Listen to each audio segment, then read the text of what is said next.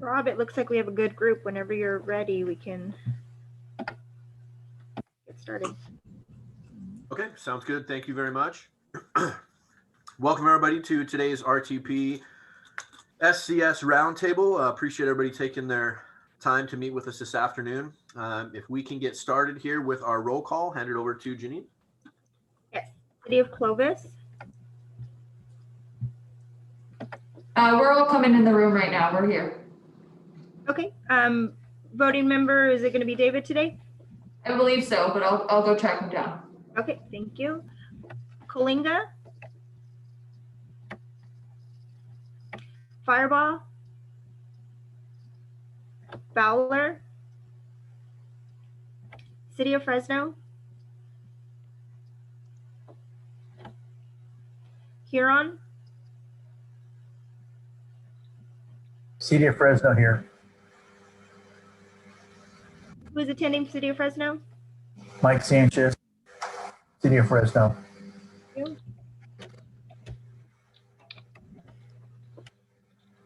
Huron.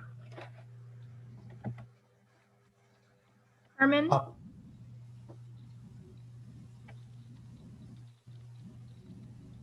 Kingsburg.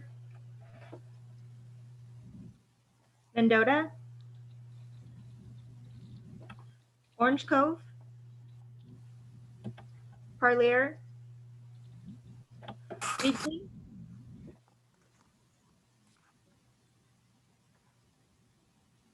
Rob, I know you're there. Just housekeeping, if you're on the phone, *6 to unmute yourself or unmute yourself on the computer to announce yourself. City of San Joaquin. Sanger.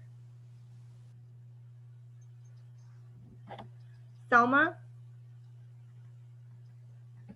Fresno County.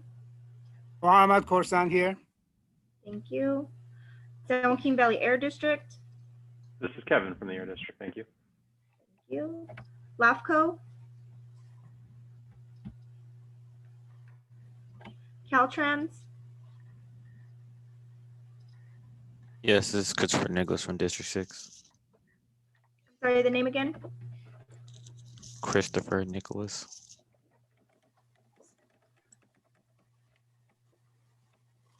Public Transportation Urban. This is Carolina Illick representing FACTS. Thank you. Public Transportation Rural. CRTA. Thank you. Active Transportation. Tina Sumner. Affordable Housing. Michael Duarte. Agriculture.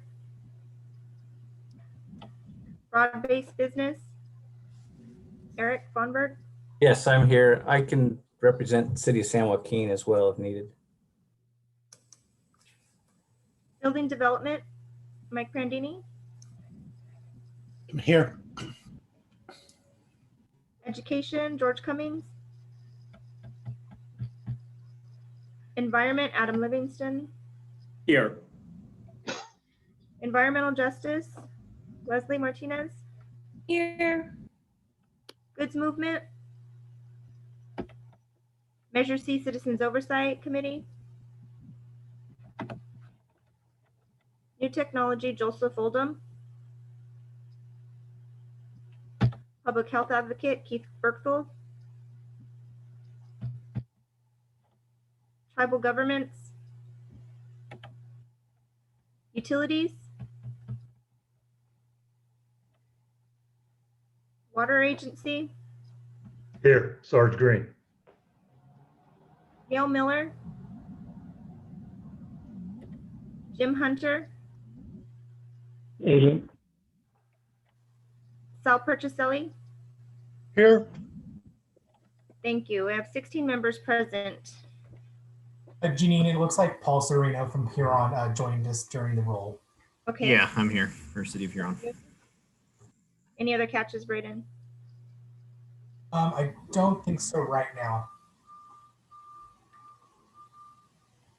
Okay, 17 members present.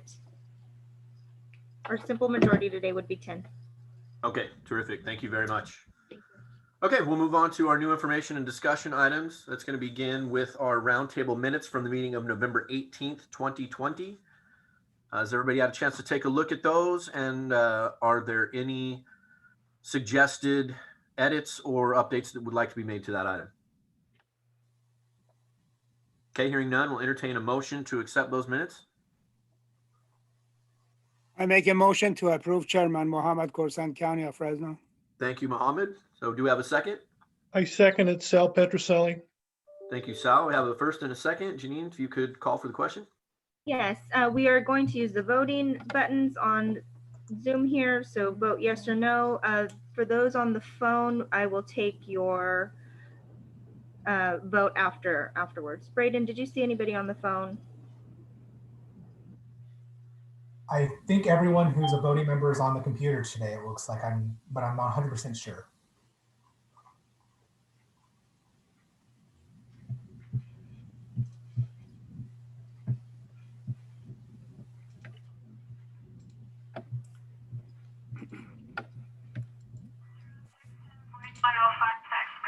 Radio check. Should we start at Manchester Center?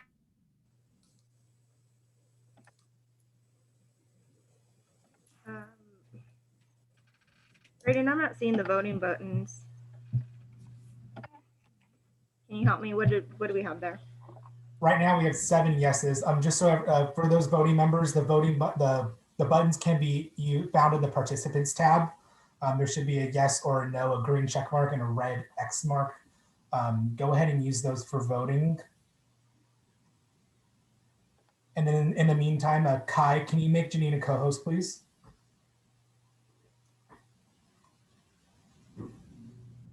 Hey, Braden, for some reason, my voting options aren't showing up. Hi, this is Leslie. If y'all go down to the bar where it says reactions, you'll have the option of yes or no. And that's how I've been voting, because I also am not getting it on participants. Okay, thank you. That's what I was looking for. Thanks, Leslie. Thank you, Leslie.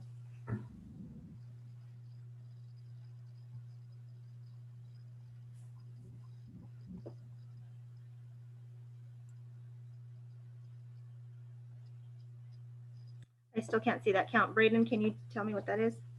Yeah, I'm showing we're still at 7. 8 now.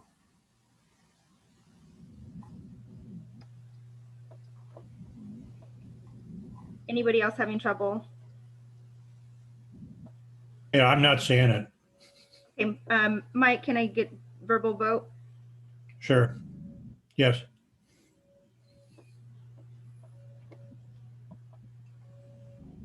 That still only gives us 8. We have 17 members on. And we need 10 in order for it to move forward, correct? Yes. Janine, this is Brenda. I couldn't see those buttons either until I could see all the participants, but when I clicked on participants, then a list came up with the yes, no options underneath it. So you may just need to click on participants. Yeah, that's the same thing that happened for me too, and not clicking on the right, the arrow that sits off to the side of participants, but actually clicking right on where it says participants, it then came up for me. Yes, I have my participants showing them. For whatever reason, I've not seen the buttons. Yeah, mine just shows invite and mute me. I can do a reaction for a temporary yes, but it doesn't look like it stays. Okay, and then, so Paul, can I take your verbal vote? Yeah, verbal vote yes. For Huron. That's the 10 needed right there, Janine. Thank you. So we have 9 on showing on the voting buttons. We have 8 on the voting button and Mike and Paul verbal yes. Thank you. Okay, that gives us 10. Thank you, everybody. Okay. Thank you, guys. Apparently, Zoom decided to take a rain day here on their voting options. So we will move on to our next item on the agenda. I'll pull the agenda back up here. So we're going to go to the draft policy element outline. Meg, going to hand that one over to you. All right, thank you. I'm going to share my screen. Is everyone able to see the draft policy element outline? Yes. Okay, great. Well, thank you. Good afternoon. Fresno COG, with the support from the Policy Element Subcommittee, has developed the draft policy element outline for the 2022 RTP SCS. The policy element outline provides a vision, overarching goals, and supporting policies that will serve as the foundation for development and implementation of the RTP SCS. And the policy element subcommittee included approximately 20 representatives from local government, transit, public health, community-based organizations, active transportation, building industry, Measure C, and RTP Roundtable. We had great participation. Thank you to those that contributed. The subcommittee met 3 times in November and December to develop the draft outline, which we are asking for approval of today. Changes that were made to the policy element compared to the 2018 policy element were mostly consolidating previous goals and policies into a more concise and high-level version. And to provide a little bit more detail on the development of the outline, we reviewed the 2018 policy element, which included goals and policies for each mode of transportation. And there were quite a few redundancies since it was broken out by mode. And there were also about, I believe it was 156 policies. So we discussed regional needs and categorized similar goals and policies and consolidated them and then updated them as appropriate to reflect our current priorities. And we ended up with 5 overarching goals, 1 for equity, 1 for sustainability and land use, another for infrastructure and safety, and then also economy and innovation. And each overarching goal has corresponding supporting policies that guide implementation, and there are 20 policies altogether. The draft policy element outline was included as an attachment to the agenda, and I also have it open here on the screen as well. And I want to clarify that we're just asking for approval of the draft outline so that it can be incorporated into the draft RTP SCS, which will be circulated for public review and comment early next year. You're not necessarily approving the final policy element, it's just the draft as it's currently written, since there will be additional opportunities for input further in the process. And I can take any questions you have at this time. Thank you.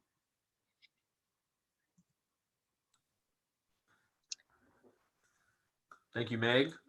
Any questions on this item here? I think it's pretty straightforward. As Meg had stated, this is simply the outline allowing staff to continue to dig deeper into the details and come up with a full, robust draft that, of course, will be not only vetted through the public process, but ultimately voted upon in a much larger form. So what we're looking at here is really just the directionality on the outline of that item so that staff has that direction given that they need. That said, I think it's a significant improvement from what the previous one had, simply because when you get to the point where you have that many policies, it can be very, very challenging to really keep yourself in the right direction and to make sure that you're addressing policies in a meaningful manner. So I think bringing them down to 20 and really refocusing those items and categorizing the way that is being proposed right here, I think is a positive and is really going to help the RTP be much more effective as a cohesive document. With that, though, anybody else in the group have any questions or comments they'd like to make about this item? This is Leslie with Leadership Council. Just want to thank Meg for all the hard work that she put into this, and her opening. She was just so transparent about the process, willing to take everyone's feedback into consideration. And I know it, for us, even took time out of her day to look through our edits. So a huge thank you for all the work that Meg really put into this, and excited to continue to work with y'all on it. Thank you very much. I would just like to point out that I hired Meg, so I'm well aware that she's an all-star, and yeah, just Thanks. Well, now look at all the rave reviews. I concur. Don't go anywhere, Meg. Any other comments or questions anybody wants to make? Okay, hearing none, I would entertain a motion. Leslie, motion to approve the draft policy element outline. Okay, so we have Leslie with a first. Do we have a second? I'll second that. Is that Eric? Yeah. Okay, Eric with a second. Janine, can you call for the question, please? Yes, we're going to do a verbal roll call vote since the buttons aren't working today. So City of Clovis? Yes. City of Fresno? Yes. Huron, Yes.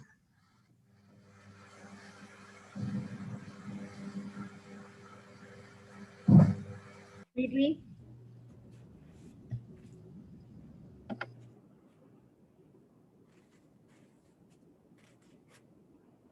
City of Reedley, Yes, sorry.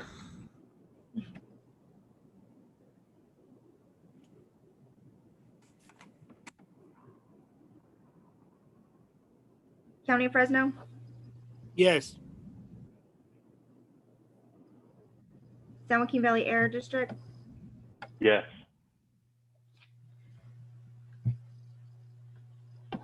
Caltrans, Here. is that a yes vote? Yes. Transportation Urban, Yes. Transportation Rural, Yes. Active Transportation, Yeah.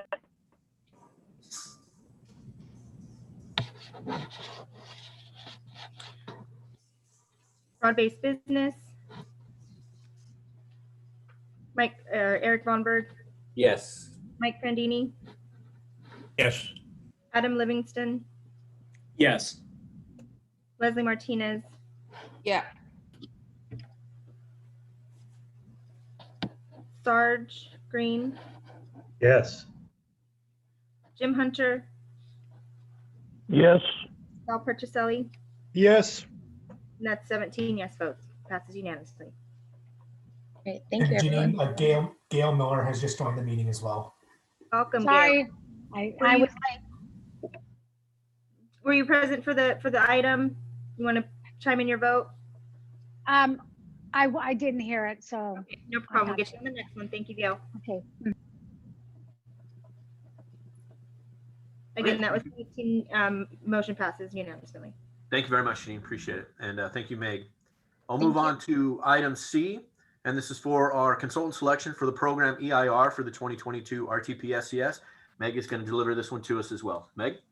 Thank you. Fresno COG released a request for proposals in November for qualified consultants to prepare the environmental impact report for the 2022 RTP SCS. And we received 2 proposals, one from VRPA Technologies and one from Rincon Consultants, and a consultant selection committee, including reps from the county, Clovis, Reedley, Coalinga, and the RTP Roundtable, reviewed the proposals and interviewed the consultants. And although both teams were highly qualified for this effort, the committee selected VRPA Technologies as the preferred consultant. For those of you that have participated in the RTP Roundtable in previous cycles, you may remember that VRPA prepared both the 2018 and the 2014 RTP SCS EIRs, so they are very familiar with our process and they do an excellent job sticking to their tight timeline. And they have a great working relationship with our attorney for the RTP SCS and RENA BBK. The contract amount is not to exceed $173,491.42 and is expected to kick off in March with the policy board's approval on February 25th. And this is an action item. So staff requests that the RTP Roundtable recommend that the policy board authorize the executive director to enter into a contract with VRP Technologies to develop the environmental impact report for an amount not to exceed $173,491.42. And I can take any questions or comments you may have. Thank you. This is Eric Von Berg. I'll abstain from this vote.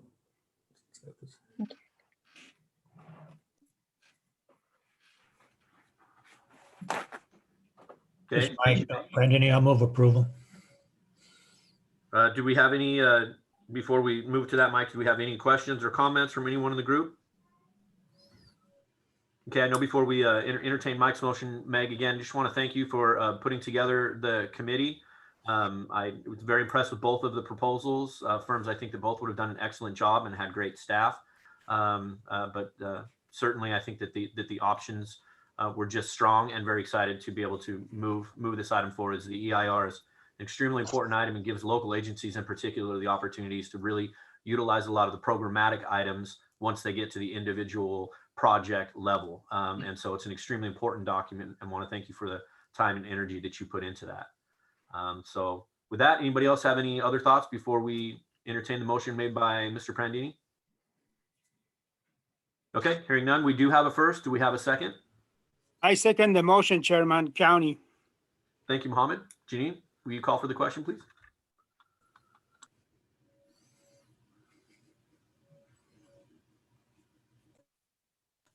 Janine, you're on mute.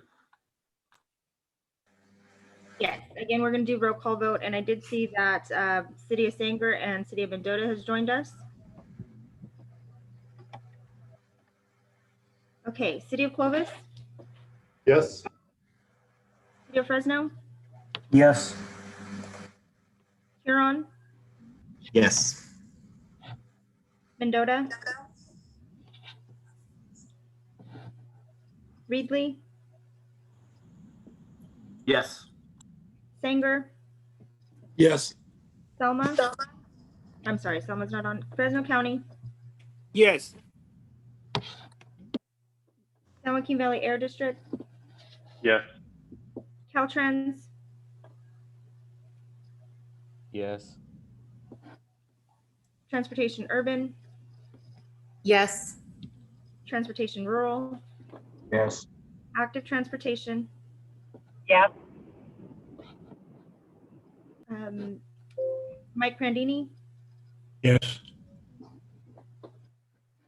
Adam Livingston, Yes. Leslie Martinez, Yes. Sarge Green, Yes. Gail Miller, Yes. Jim Hunter, Yes. Sal Petroselli. Yes. That's 18 yes and 1 abstention. Motion passes. Terrific. Thank you, Janine. And thank you very much, Meg. Thank you. Okay, we'll move on to item D for the SCS scenario concepts, and that's going to be Mr. Scott. Seth, we'll hand it over to you. Thank you, Rob. Good afternoon, everybody. Let's share my slideshow. Here we go. I'm going to assume everyone can see my slides. Good to see everyone. Glad we're here. And I'm really excited to present to you some draft scenario concepts. This is, I think, so far kind of the crown jewel of what the SCS technical subcommittee has put together. And this forms sort of the backbone of the SCS itself. And so let's just get right into it. So I have a few introductory slides. These are actually a recap of, I believe, the first presentation I ever gave to the roundtable for this round when we were talking about futures. And so kind of the idea of that presentation was to set the stage for how scenarios and futures come together to create, like what we're going to be looking at in our SCS. And so we've talked about futures. We've approved futures. That's all done. Now we're getting into the strategy/scenario side of it.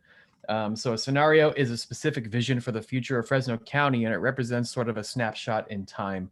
For example, 2035. If we implement these strategies and we, end up pairing that with certain assumptions about the future condition, then we get this snapshot in time at a future date.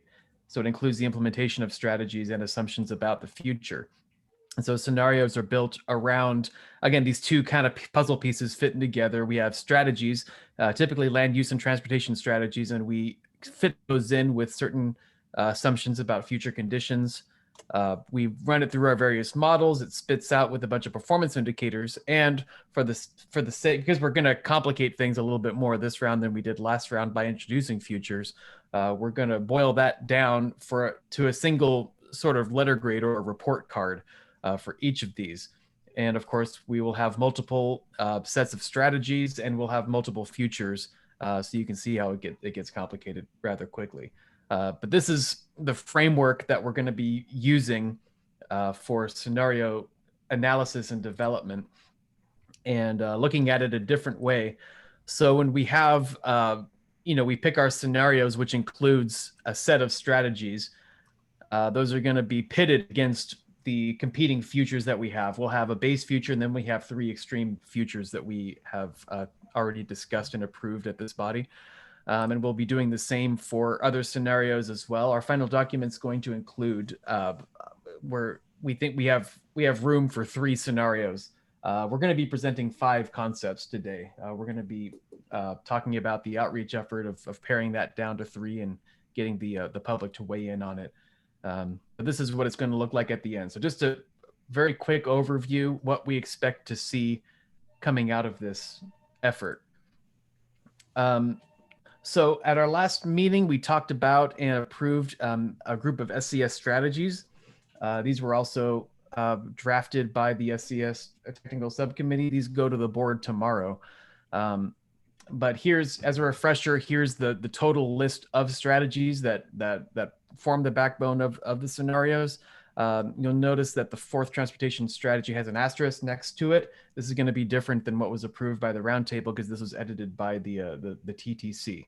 And so this is the current the current list of strategies. And again, we're hoping that it gets approved tomorrow at the board. And so you'll see this list a lot because how these are prioritized essentially forms the basis of the scenario strategies or the scenario concepts that we're going to be talking about here.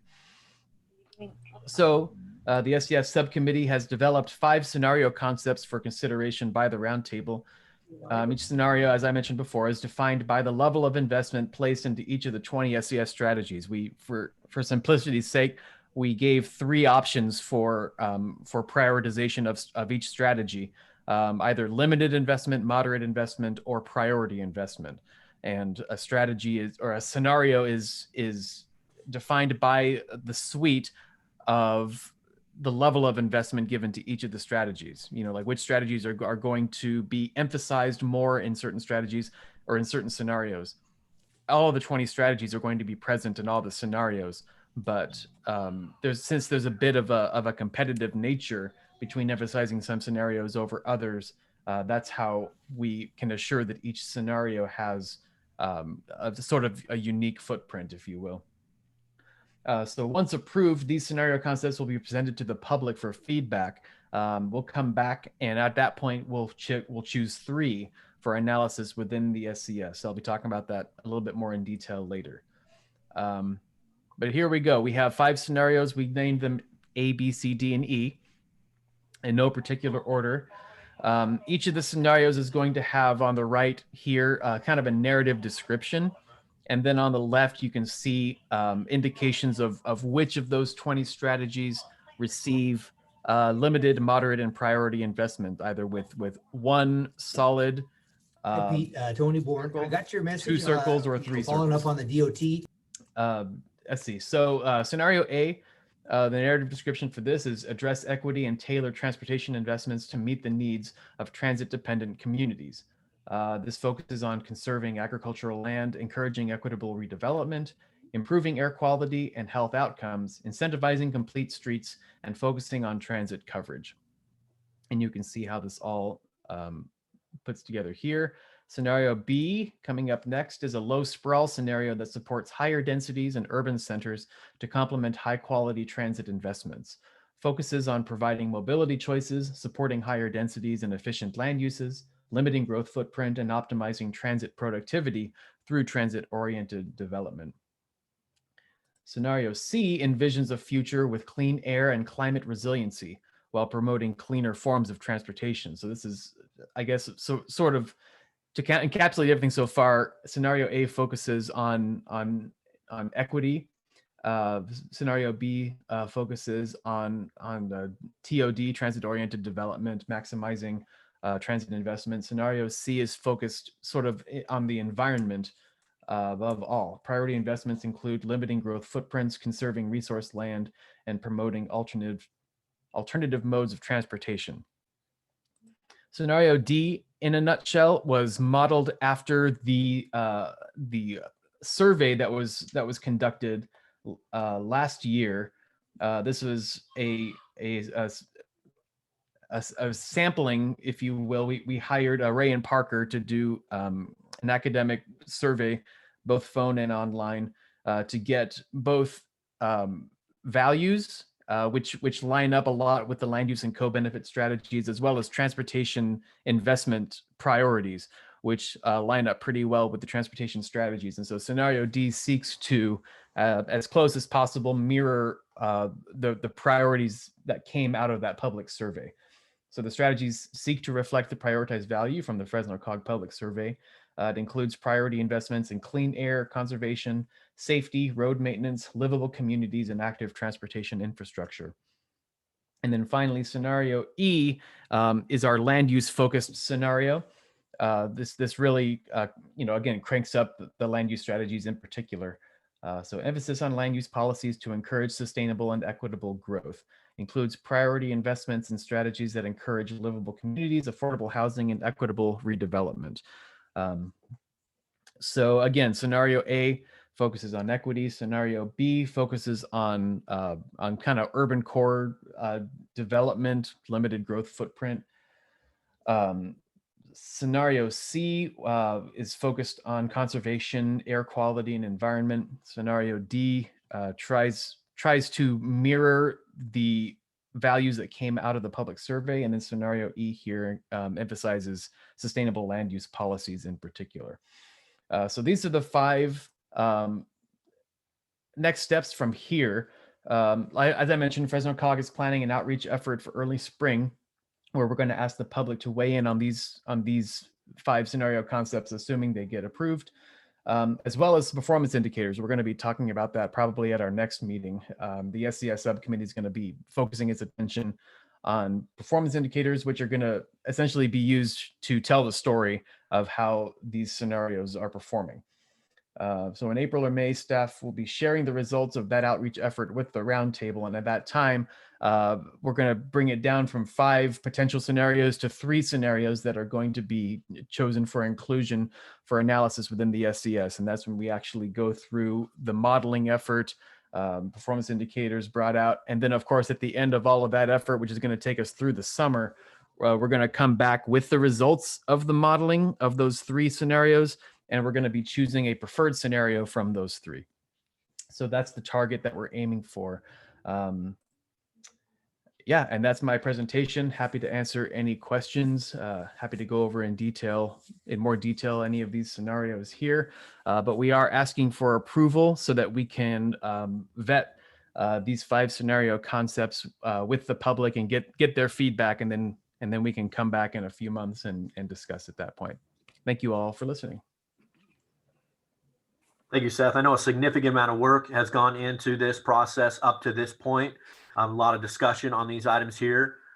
So with that said, are there any additional questions or input that the group would like to bring to this item at this time? Chairman, this is Mohammed with the county. I have a question for Seth. Sure. Seth, on scenario D, which is based on the last RTP, so that scenario could change based on the survey and the outreach that you guys going to do for this go round. Is that correct? That's not the intention of this. This is based off of the survey that we did for this round that has already been done. I don't know if Brenda's on the call or not, but she was in charge of running that survey, and I believe we presented the results of that survey at one of these meetings. But we asked a lot of these same questions that are on this list of strategies. The strategy list per se hadn't been developed and approved at that point, and so we were kind of guessing where we would end up. So there's not exactly a one-to-one correspondence, but the technical subcommittee was able to look at those results and come up with, I think, a pretty good representation of the results that we've already gotten. So that was an effort that's already been done, and that was an independent, scientifically driven survey, a sampling representative survey of the residents of Fresno County.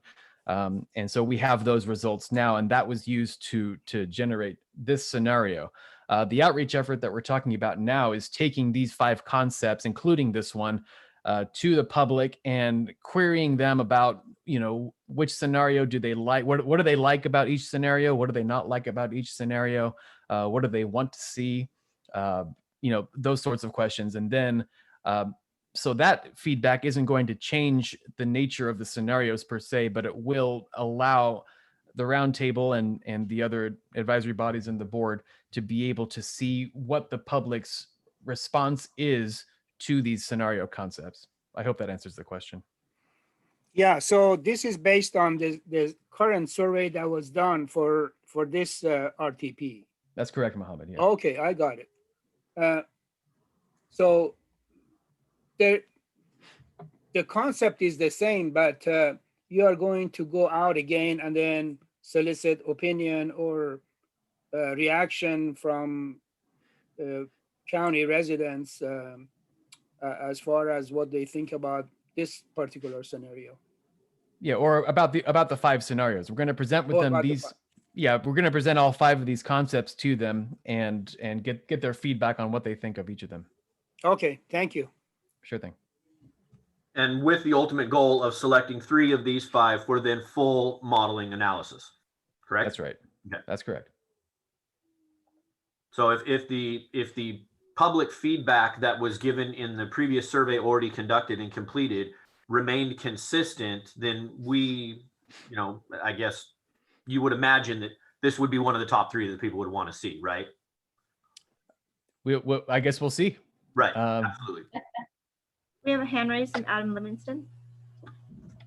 This is actually just kind of following up on that point. First of all, thank you for all of your work in putting these scenarios together.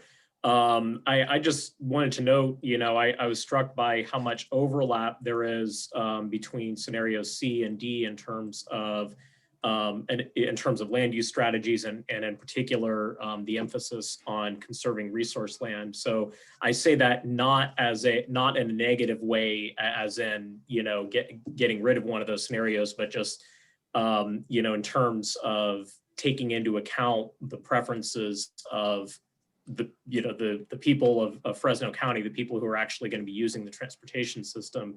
Unless there's a radical change in public preference, I would hope that one or both of these scenarios would make it to the final 3. Just that there is some additional weight put on some of these strategies that the members of the public themselves basically have expressed strong support for.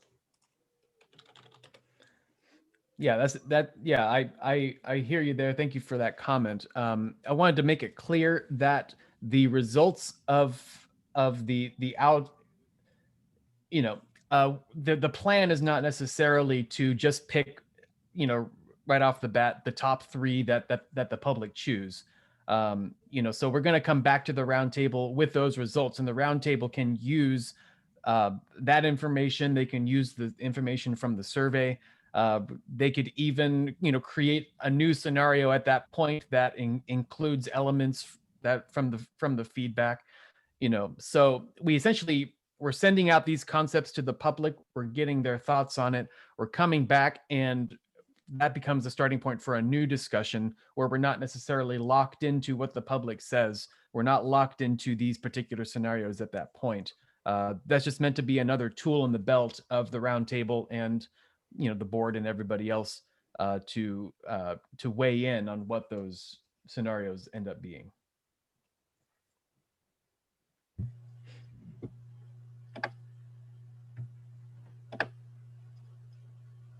Okay, thank you, Seth. Any additional questions or comments from the group?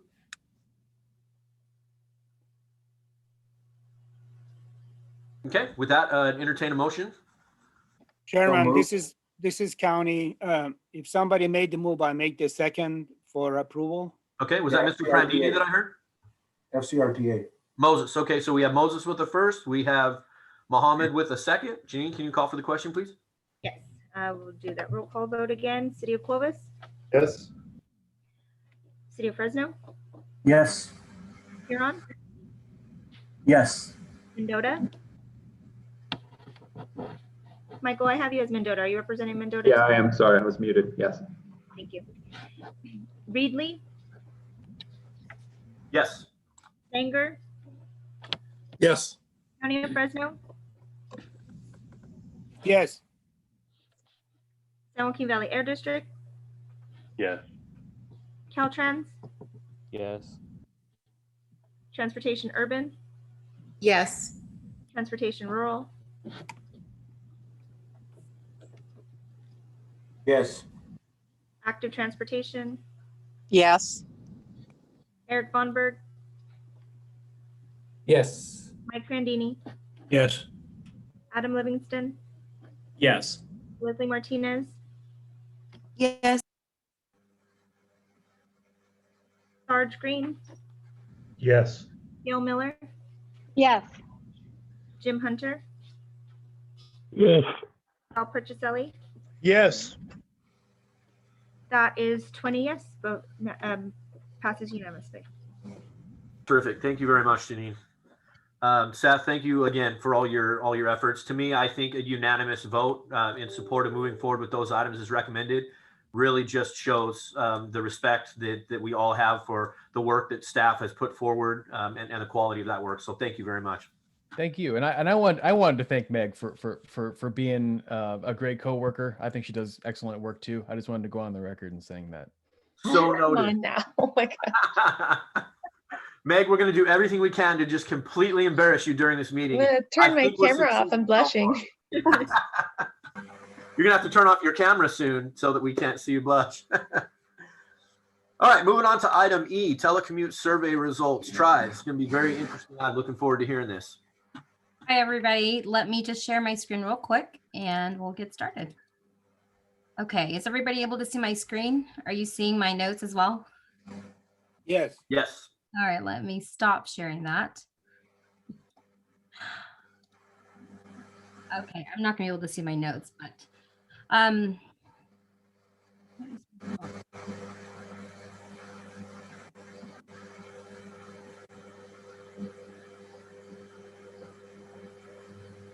Now, Try, you're starting off this way to make sure that we have a highlight of some of the technological challenges of telecommuting, correct? just a little. Brilliant. Okay, here we go. Can everybody see my screen? Yes. Yes. Perfect. Okay, so in November, Fresno COG released a telecommute survey for both employers and employees. Our goal was to really try to get some good data where we can start to analyze what a regional telecommute survey strategy could possibly look like as far as savings in GHG and in VMT. One of the interesting things that we received got from the telecommute survey was the number of responses and the varied responses that we received. So for the employer survey, I'll start really quickly. We had 47 responses. And as you'll see, as I move into the presentation, it varied from sector to sector. In the questions for the telecommute survey, I think that you'll see on here the responses we received, although it was only 47 employers, they did range in the type of employers from government agency to healthcare to the private sector. And most of our response did come from a government agency or from a private sector. Surprisingly, we got quite a bit from the educational system and from healthcare workers. The employers that we received, I'm glad to see that we had a good spread. We did get some very large employers from 250 to 500 and a good mix of smaller. These are, they range from self-employed to small consulting firms to, like medical providers and educational institutions as well. This is the range of employees telecommuting within those employers that the way that they had reported. So for the percentage of employees telecommuting for all of those responses, out of the 47, 11 of those had 80 to 90% of their employees telecommuting. 9 had 100% of theirs telecommuting, and there were only 5 that were 0 or 10 to 20. And these were probably the healthcare providers because they are essential workers. Of those who can telecommute, how many days did they telecommute prior to COVID? This was really kind of our trying to establish some form of a baseline of telecommuting, you'll see 77% of employers did not have any employees telecommuting prior to COVID. And contrast that with during COVID and after, you'll see that 53% of employers had their employees telecommuting more than 5 days a week or more. So I think that that's a pretty interesting and it's a pretty stark contrast. And once we get down further into the calculations, as our modeling team begins to model what these data sets look like, I think that that will be really telling. And our final questions were, do you plan to allow employees to telecommute into the future? Overwhelmingly, 83% of the responses said yes, which was encouraging. And the responses that were no were really specific to healthcare and education. And if yes, how many days do you plan to offer? It's a mix, probably between 2 days and 5 days. And so one of the things we asked is, what are the types of incentives that you would need for you to consider allowing telecommuting as an option? So based on the feedback that we got, this is some of the highlights. Obviously, there are just some sectors, essential employees, that telecommuting is not an option. Health hardware is an issue. Technology is an issue. Reduction in unemployment and disability costs and tax and fee reductions would be incentives. And I don't know how that would be modeled, but those were some of the responses of incentives, I guess, that employers would be looking at. And so moving on to the employee survey, we sent this out and we have 597 employees. And this is just kind of a map that is where these responses came from. So we did get a very good amount from all over the county. We even got some from San Jose and from Sacramento. And I gather those are really registered to the IP addresses of where the surveys are being taken, because we allowed for mobile surveys as well. So we'll start with, do you live in Fresno County and do you work with Fresno County? The majority, 89% and 94%, responded yes. And then the breakdown in industry which they represent, obviously, again, government was a very big sector, education, and then the professional and technical services was a good portion as well. So this similarly to the employer, but a little bit, but more focused towards the employee, is how many days do you telecommute now? 43% said 5 or more days. But it was still interesting that 26% of all respondents don't telecommute currently. And again, I think that that's attributed to the amount of responses we received from healthcare. How many days a week did you telecommute prior to COVID? Only 12% was telecommuted 5 days or more, and 78% overwhelmingly did not telecommute at all prior to COVID. So we compared that with how, and then one of the things that we also asked is trying to gauge how far people were commuting if they're not working from home. And so you'll see, the majority of it is 11 to 20 miles, which is a pretty average round trip if you're living in the Fresno County region. So 11 to 20 miles or 21 to 30 miles is pretty much the normal round trip in our region. We also asked the mode question because we wanted to make sure that we're capturing different types of work. Obviously, automobile is always the first one, but interestingly enough, we got some responses from carpool van pullers, and as you'll see in the comments later on, the telecommuting had a different impact on the carpool and van pull riders. Let's see. So, would you prefer to continue to telecommute post-COVID? 21% actually said no, and 29% would like to telecommute more than 5 days a week. So this is kind of an interesting slide because there wasn't one overwhelming response compared to the other. So we'll have, as we look at the other data sets, I think that this might be a little bit more interesting to explore why that is. And if you don't telecommute, we did ask why. And this is pretty reflective of kind of what came in during the comment section. Is a lot of people didn't because their job just can't be done remotely. And half of the people who responded, they did currently telecommute. And so some of the comments that we received, we got over 160 comments. So we picked out some of the major themes of where the comments kind of fell under. And these were some of the major themes. So the employers didn't allow telecommuting prior to COVID, and they do now. Certain aspects of the job can't be done remotely. There was a lot of comments regarding the lack of workspace availability at home, or the lack of proper equipment, and the lack of technological access to broadband, for example. Obviously, the educational sector could not teach from home. A lot of these were essential workers in the medical community.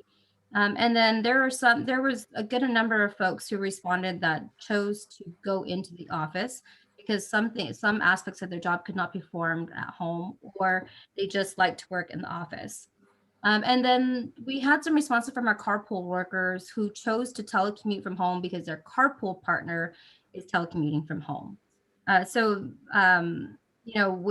It would be interesting to see how many of those carpool workers will continue to carpool or continue to telework.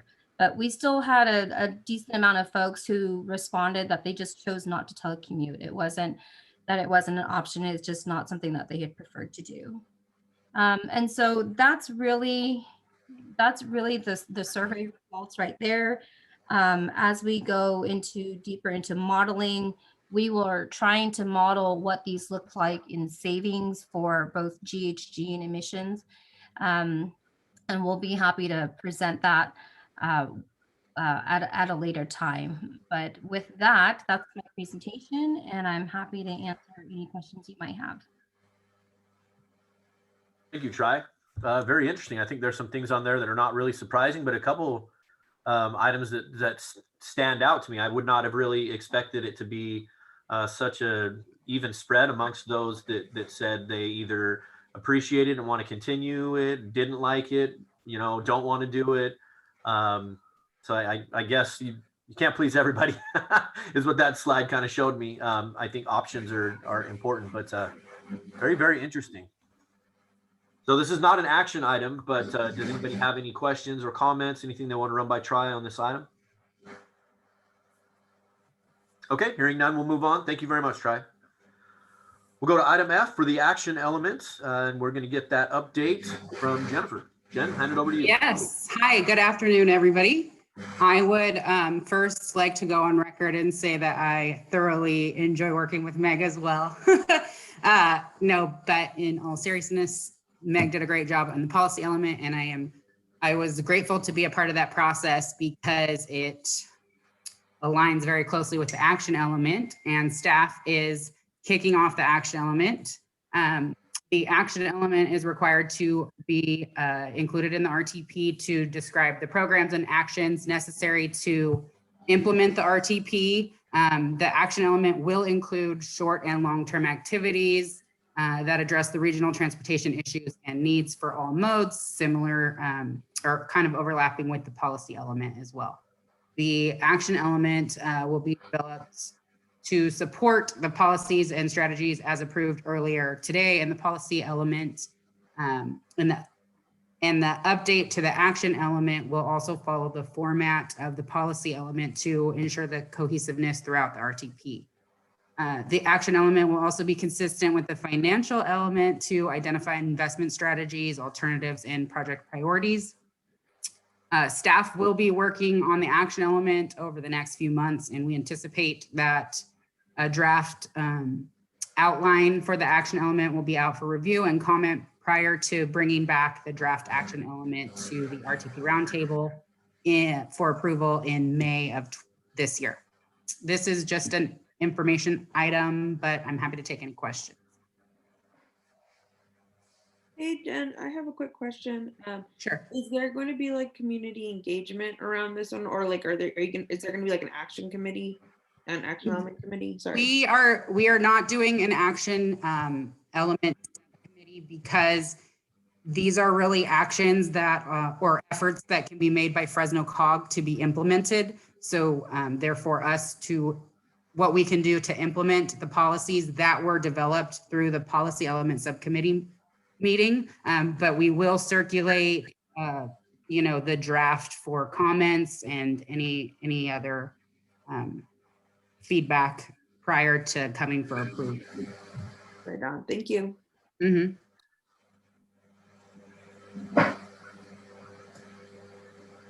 Okay, any other comments or questions that we have?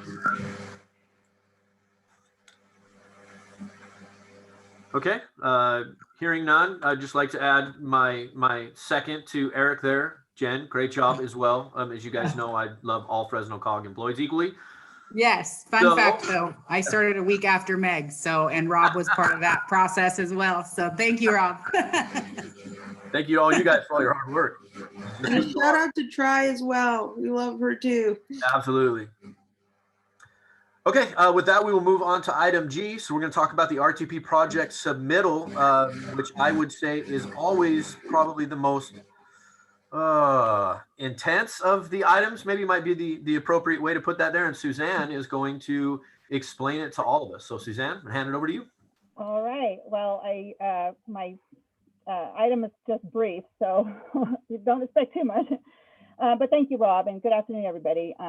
This agenda item, we just kind of wanted to give you a quick prelim analysis of the project submitted for the 2022 RTP call for projects.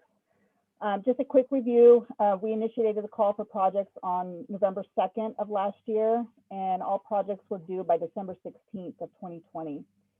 The table included in the agenda item gives a breakdown of how many projects were submitted by mode and then the combined dollar amounts for those projects within each mode. You'll notice that there are figures in the table within the bike ped mode that are in parentheses. If you recall, for this call for projects, we allowed for the ability to choose multiple modes for a single project in order to allow for some flexibility in how projects are scored and funded.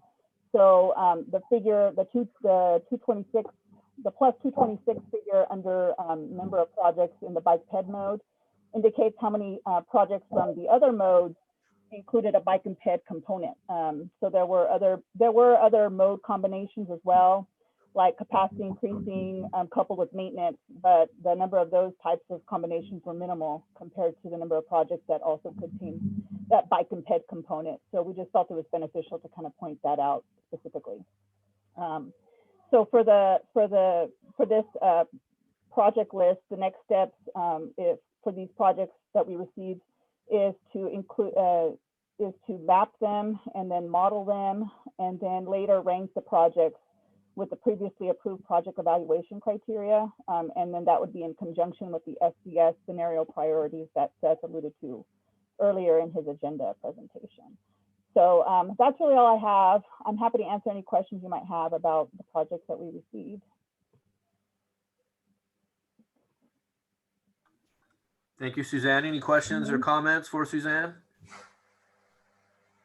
The financial stuff to me is where it gets really, really fun. Yeah, that's what we're working on next. We got revenue projections that we're working on currently that will, be in tandem with this funding, this project list. So. Yeah, absolutely. We get to discuss all the policies and directions and things that we're trying to do, but this is where the actual projects that, okay, what are you actually implementing? How are those coming in? And so it's a very interesting part of the process that a lot of times doesn't get as much attention put on it, even though it's extremely technical and very, very involved at the staff level. So appreciate all your hard work on that, Suzanne, and you always being available for all the many, many questions I know that all the local agencies have as they're working through each one of their project lists and their submittals. Yeah, thank you. Suzanne, this is Christy. Yeah. So I understand that the county is working on submitting additional maintenance project to us. as they just find out that there are more projects that actually need to be Yeah. in the RTP. So with that said, so we will potentially see more projects and funding requests for maintenance and operation projects from the county. Yes, and that's why I kind of point out this is a little bit of a preliminary list. There are a couple of outstanding projects that we're working on, but this analysis really is the bulk of what we've received. We might receive a small percentage more, but this just kind of gives us a good idea of where everything's kind of falling in. And this is Carolina Illick from FACS, and I just wanted to comment, it's super helpful to see the projects laid out in this kind of table and format. And it's really great to see for the bike ped projects that we did have some that it looks like were submitted as multimodal, so that parentheses and that parentheses in this percentage is pretty interesting. It's just a really interesting way to get a snapshot overview of everything that was submitted to date and sort of how it lays out. It kind of gives you a sense. You have a lot of bike and ped projects, but for a lower dollar amount. You have a fewer number of transit projects, but for a much higher dollar amount or percentage of the total dollars. So it's just interesting to see the breakout. I hadn't really seen anything like this before. And I just think it's like really, really helpful to kind of understand how this is shaping up. And then as we continue to move forward in the process, to actually see ultimately how this breaks down in the revenue constrained and revenue unconstrained. Yeah, thank you. Suzanne, how would you say that the current numbers or percentage spread that we're looking at here would compare to the last RTP or maybe even the last two cycles?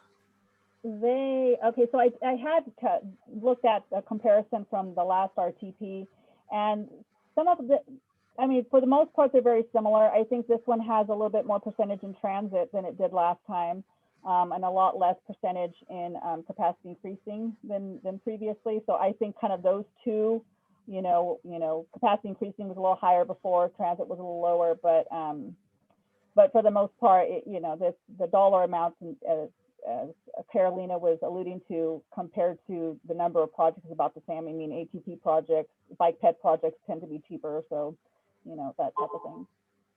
Very interesting. Thank you. Mm-hmm. Right. Any other comments? Questions? We also have a hand raised from Mike Prandini. Okay, Mike, go ahead. Yeah, Suzanne, there's almost $9 billion worth of projects.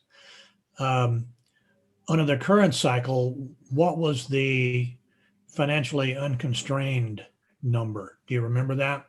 Oh, under the current cycle, no, but I will tell you that the financially constrained portion of it was a little over $6 billion. So maybe about $6.5 billion. I can't recall what the add up to the of the unconstrained ones, but if our revenue projection, which we are working on it right now, and it looks very similar to that, between $6 and $7 billion range. There'll be a number of projects that may end up unconstrained because there's more ask than there is funding available. Okay, thank you. Mm-hmm. Anybody else? Well, this is Carolina again. I think when Rob mentioned that this is sort of, the part of the RTP where we start to get really specific, how will we be able to ultimately see all of the projects submitted or the lists, or how will that come together in terms of, I know you're reaching out to the member agencies for potentially refinements or questions, but at what point do we all get to see what everybody submitted, or maybe if that would be mapped at some point, or how does that work? So when we're all done with the scenarios, we have the 5 that we're going to dwindle down to 3. And once we have the 3, those are going to be ran through and modeled, and that'll be in conjunction with the project list. So when they model scenario A, it's going to be in conjunction with the project list that would go with it, based on the project evaluation criteria that we had approved previously, and with the priorities and strategies within scenario A. So the project list that you see for scenario A might be a little bit different than B, than C, And so that, and then you'll be able to, at that point, that's when you'll be able to see all the projects, you know, for each scenario. Carolina, we are working on mapping all the RTP projects. So for this cycle, we asked all the local governments to provide GIS, geographic location for their projects. So once that's made available to us, we're going to map all the projects. And I think says that we're working on pushing that out to our website if technically that's feasible. But again, we're going to use that geographic location of each of the project in our EJ analysis. So, you know, with all these, how many thousand, 2,000 or 3,000 projects, we will be make them available if you know, the roundtable or the public wants to see what projects are submitted by the local governments. So projects will be made available for your review.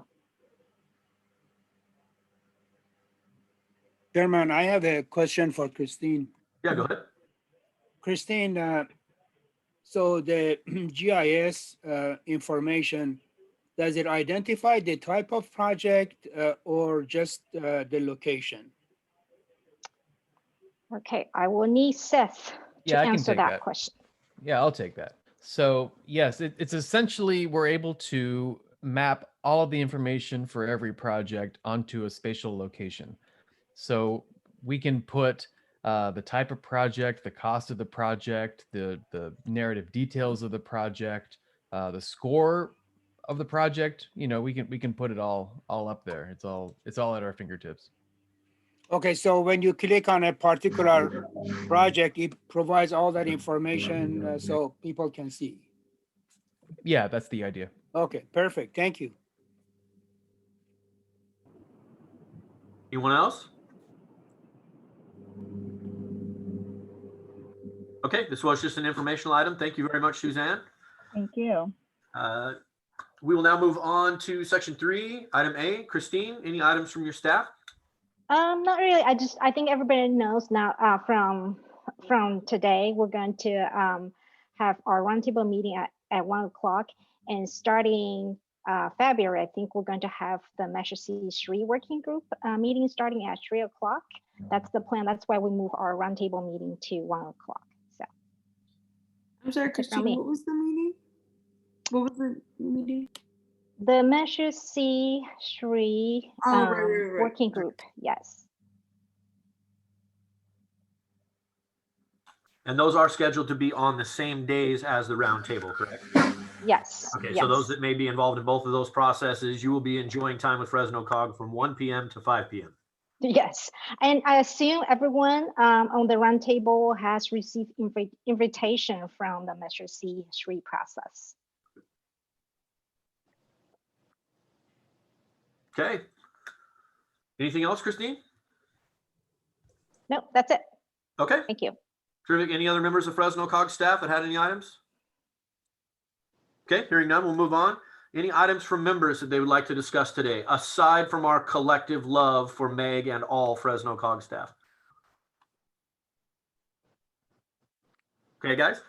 Hearing none then, we'll go to the public presentations. This portion of the meeting is reserved for persons that are wishing to address the roundtable on items within this jurisdiction, but that are not already on the agenda today. Is there any member of the public that wishes to address the roundtable at this time? Okay, hearing none, we will move on. As Christine had noted, the meetings now will be from that 1 to 3 time slot. Our next meeting is set for February 24th at 1 p.m. And then we will have March 24th, 1 to 3, and April 28th, 1 to 3, all set at this time. So unless there's any last minute items, I would entertain a motion to convene. I make a motion to convene. Sal, thank you first. We have a second? I second, County. Mohammed, thank you very much. Janine, I don't think that we actually need a formal vote on that one. I think that a yes is that you hang up, right? So I think so. terrific. Thank you, everybody. I will talk to you all again in February, if not before. Thanks, Rob. Thank you. Here. Thank you. Thank you all. Shout out to all our local agencies too. Thank you. Good job, Meg.